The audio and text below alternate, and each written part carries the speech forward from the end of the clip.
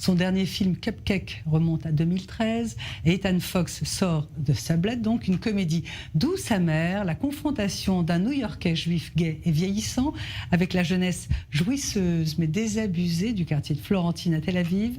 Voici un extrait. You still fuck?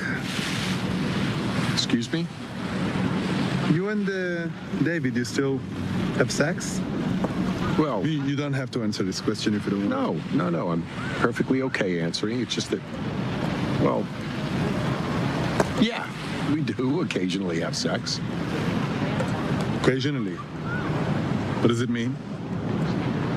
What does that mean? It means occasionally. Obviously, as a relationship evolves, some things happen less frequently than they once did. And I'm not just talking about sex. Lots of things change. So you have an open relationship? No? Not as far as I know. Wow.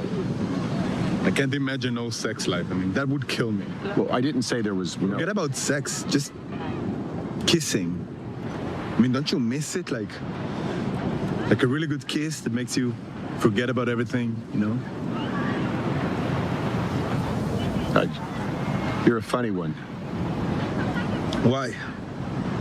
Because for Mr. I don't want a boyfriend, no happy endings, you sound pretty romantic about the power of a kiss. Hello Ethan Fox, ça fait vraiment plaisir de vous avoir dans Culture, surtout sur ce toit absolument merveilleux. Vous voilà donc de retour avec ce film, ce Black qu'on a bien aimé, qui sort en Israël, on va en parler. Mais avant ça, une question, où est-ce que vous étiez avant Ethan Fox? Votre dernier film date de 2013, Cupcake. Où est-ce que vous étiez passé? Vous avez fait de la promo, des pubs, vous avez cherché de l'argent? Où est-ce que vous étiez passé? Vous aviez disparu en fait. Well, hello, Valerie. I want to say that it's wonderful to talk to you. Bonjour Valérie, ça me fait plaisir de vous parler. Vous savez pourquoi? À chaque fois que je vous retrouve pour une interview, ça veut dire que j'ai terminé un film, que j'ai fini un projet, qu'on va pouvoir en discuter ensemble. Donc je suis ravi. En fait, cela faisait longtemps que je n'avais pas réalisé de film. Je devais en faire un sur Mike Brandt avec plein d'acteurs français et malheureusement, ce n'a pas abouti. Donc il m'a fallu un peu de temps pour préparer mon nouveau film, Sublet, et le sortir et j'en suis vraiment content. C'est un film très personnel, très intimiste. Je suis fier de l'avoir réalisé et de pouvoir le présenter. Il est déjà sorti en Israël et dans 2 semaines, il sortira aux États-Unis. Donc ça me fait vraiment plaisir de pouvoir en parler avec vous. Tomorrow, to audiences in Israel.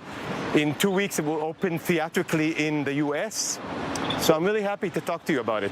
Eh ben nous aussi, on est très très contents parce que Sublet est un film très délicat, très joyeux et en même temps, il est assez crépusculaire quand même, hein, parce que ça raconte, on va pas tout dire évidemment, mais enfin, ça raconte quand même l'histoire d'un étranger, d'un New-Yorkais journaliste gay qui vient passer 5 jours à Tel Aviv pour écrire un article un peu lifestyle et puis qui sous-loue un 2 pièces à Florentine, à un Tel Avivi, mais pur jus, tellement beau, tellement désirable. Bref, c'est un dispositif, Ethan Fox, qui vous a permis de filmer Tel Aviv, que vous connaissez bien, sous un autre angle, comme si vous étiez tout neuf, comme si vous aviez des yeux d'étranger. Est-ce que c'était est-ce que c'était facile à faire pour vous qui connaissez bien Tel Aviv? Well, it was a challenge. C'est vrai que c'était un défi pour moi parce que ça fait des années que j'habite à Tel Aviv. Mais à la base, je suis originaire de New York. Je suis arrivé en Israël avec ma famille en 1967. Donc je sais ce que c'est d'être un étranger dans cette ville et de voir les choses de l'extérieur. J'ai ça en moi depuis que je suis tout petit. Et c'est quelque chose que les réalisateurs doivent avoir. Moi, je l'ai. Et quand j'ai rencontré John Benjamin Hickey, qui joue à merveille le rôle du journaliste new-yorkais, qui arrive à Tel Aviv, on a pu discuter de nos points de vue. Et on s'est retrouvés sur pas mal de choses. Nous sommes tous les deux des hommes qui avons la cinquantaine. Nous sommes tous les deux originaires de New York. Et nous sommes tous les deux gays.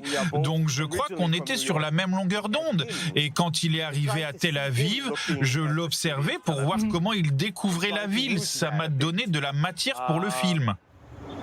So yes, and a lot of yes. Alors, oui, je sais que vous m'entendez pas très bien. Alors prenez votre téléphone, hein, Ethan, si jamais ça va pas. D'ailleurs, il y a une scène assez drôle dans le film. Cet Américain si bien élevé, il demande de baisser le son dans le taxi. Voilà, prenez le téléphone parce que voilà, vous avez ressenti ce que nous ressent, le bruit. Il y a du bruit tout le temps dans cette ville. Yes, the opening scene, this journalist, this sophisticated. Oui, dans la scène d'ouverture, on voit ce journaliste américain du New York Times qui est tellement poli et sophistiqué prendre un taxi. Et évidemment, la musique à fond, alors il demande au chauffeur de baisser un peu. Il arrive à Florentine, un quartier du sud de la ville qui est très bruyant, et l'appartement qu'il a sous-loué est loin de ressembler à une suite du Ritz à Paris. Et il va devoir se faire à l'idée qu'il va vivre dans cet appartement pendant 5 jours.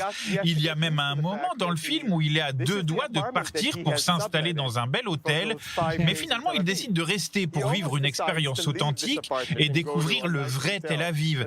C'est de ça que le film parle, et à travers l'énergie de la ville et à travers le jeune homme dont il va se rapprocher, il va découvrir des choses sur lui-même, il va même revivre.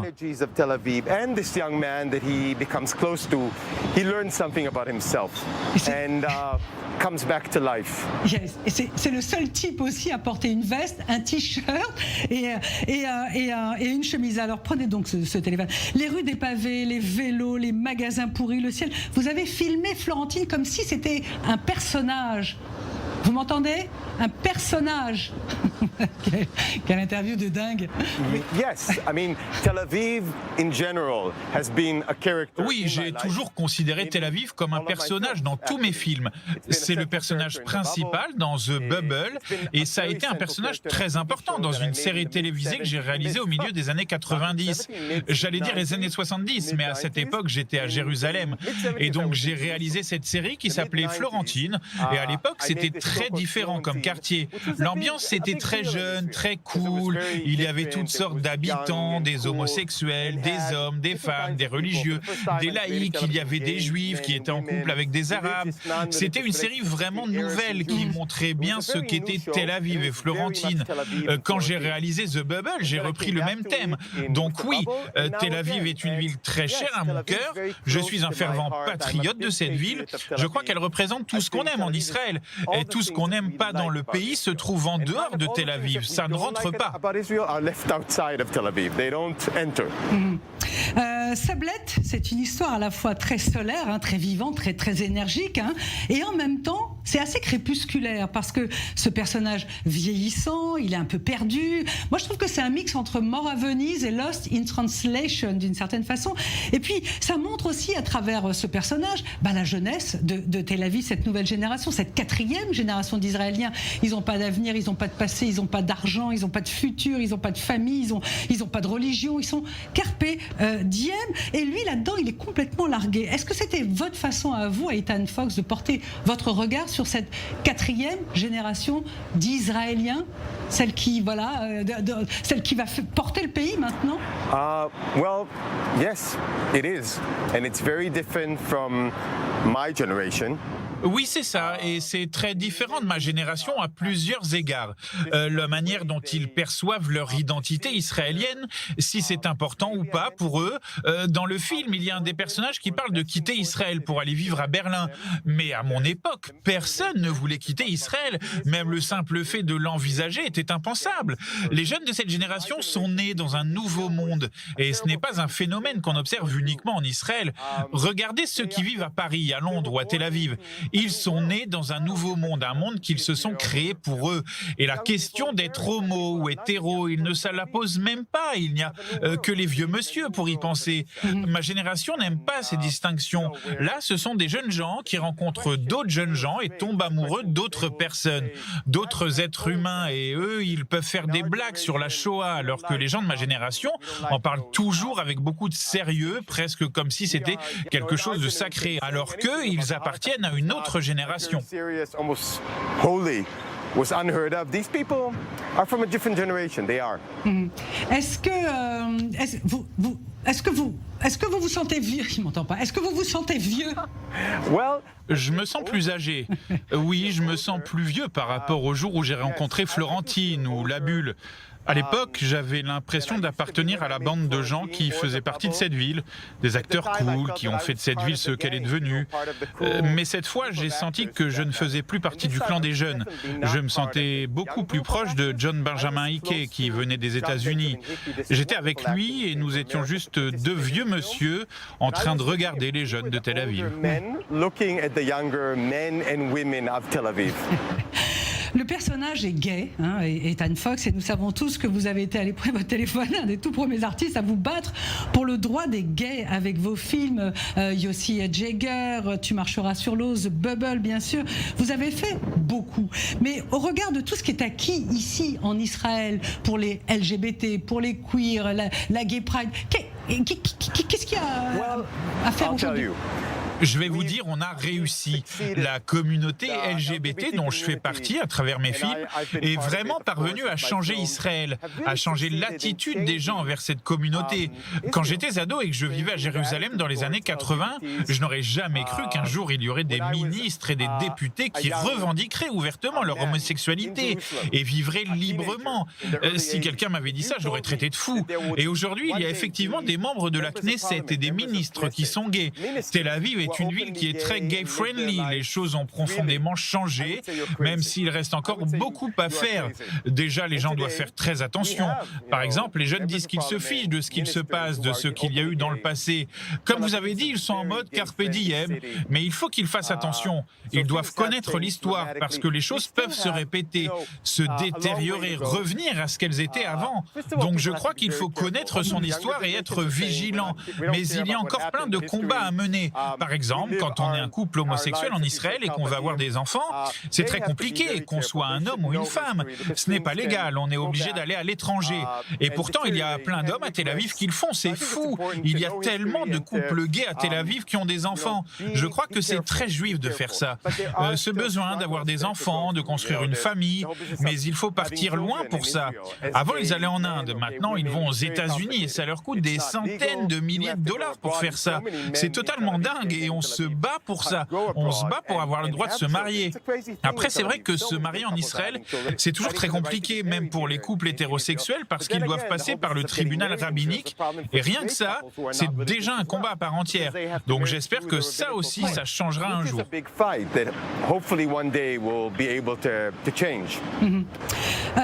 On a bien aimé, on a beaucoup aimé Sublet et sans doute ce sera un joli succès ici en Israël, on vous le souhaite à l'international. C'est un film très délicat, avec votre façon à vous, Ethan, de saisir des moments intimes, tendres. C'est aussi un film politique. Alors, c'est pas ouvertement politique, mais c'est quand même politique. De toute façon, ici, tout est politique. Il y a la scène dans l'exposition de Tartakover qu'on connaît bien dans Culture. Il y a un très joli ballet avec Adi Boutros, le danseur israélo-arabe qu'on adore. Il y a la discussion sur la révolution. Le fait que les kibboutz, dans votre film, vous le dites, sont souvent vendus à des groupes. Bref, ça dit des choses politiques. Qu'est-ce que la récente guerre, Ethan Fox, vous a inspiré? Comme tous les gens qui vivent en Israël, aussi bien les Israéliens que les Arabes, je me suis réfugié dans mon appartement. La réalité était tellement horrible. Tel Aviv était bombardée de missiles. Des émeutes très violentes entre Juifs et Arabes ont éclaté dans les villes mixtes. Et il y a eu une guerre terrible à Gaza et de nombreux innocents ont été tués. Ce genre de choses ne devrait même pas arriver. Nous devons vraiment chercher toutes les solutions possibles pour que ça s'arrête. Oui, c'est sûr. Mais enfin, on a le sentiment, quand on voit votre film, que cette nouvelle génération ne milite absolument plus. Oui, je vous entends. Vous m'entendez? Ouais, vous m'entendez. Bref, la nouvelle génération qui est jouisseuse, il faut faire quoi alors? Arrêter la guerre, mettre un terme à l'occupation, régler les problèmes que nous avons avec nos voisins, avec les Palestiniens et tous les pays arabes, et essayer de faire d'Israël un endroit meilleur. Parce que le pays dans lequel on vit depuis quelques années est vraiment dans un sale état. Il s'est beaucoup trop polarisé. Il y a des gens dans un camp et d'autres dans le camp d'en face.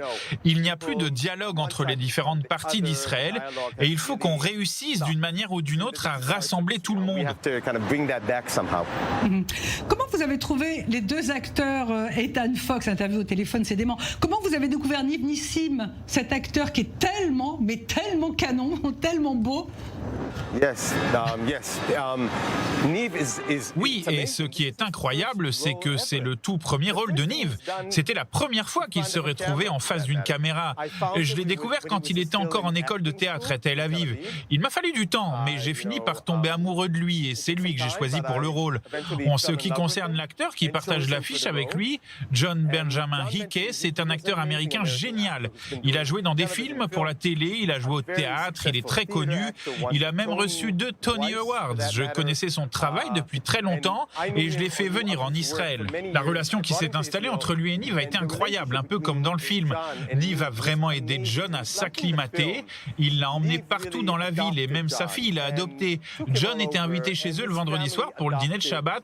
C'était vraiment beau de voir ça.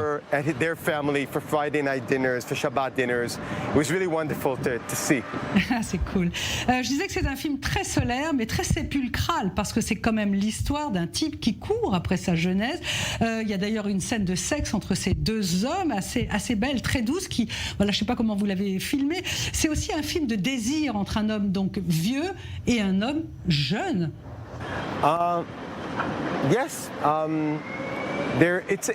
Oui, je trouve que c'est un film complexe, le personnage de l'Américain notamment. Il arrive en Israël avec un passif assez lourd, avec un bagage émotionnel très chargé. Il a en lui plein de traumatismes. Et pas seulement ce qui va lui arriver, mais rien que le fait qu'il ait grandi dans les années 70 en étant homosexuel, c'était quelque chose de vraiment difficile. Après ça, son premier petit ami est mort du sida. Donc quand il arrive à Tel Aviv, il est déjà marqué par les épreuves. Et malgré tout, avec l'aide du jeune homme qui lui sous-loue son appartement, il arrive à surmonter les expériences traumatisantes qu'il a vécues. Et quand il rentre chez lui en Amérique, il se sent plus fort et il peut reprendre sa vie en main. Est-ce que le maire de la ville vous a donné une médaille? Parce qu'avec tout ce que vous avez fait pour l'image de la ville à l'international, vous mériteriez une décoration, Ethan. Yes, I know that I've contributed. Oui, je sais que j'ai participé à une certaine description de Tel Aviv.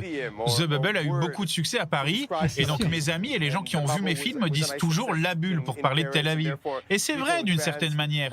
Il y a des gens qui font la distinction entre Israël et Tel Aviv. Mais c'est vrai pour toutes les grandes villes dans le monde entier. Paris ne représente pas la France, et la France n'est pas Paris. C'est exactement la même chose pour New York. Donc je crois que la frontière entre Tel Aviv et le reste du pays s'est un peu atténuée. Il y a moins de différences grâce à Internet.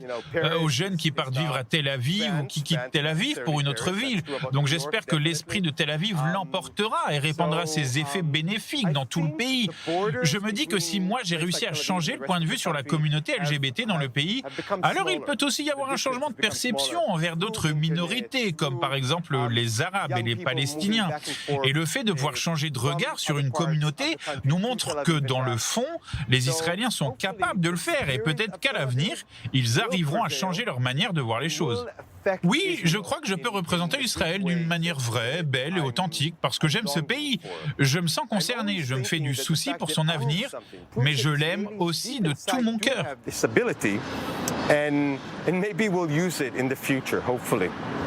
Hopefully, merci Ethan Fox d'avoir répondu à nos questions par téléphone, de nous avoir entraînés sur ce toit de Tel Aviv. Merci pour ce film, ce bled, à qui on souhaite beaucoup de succès.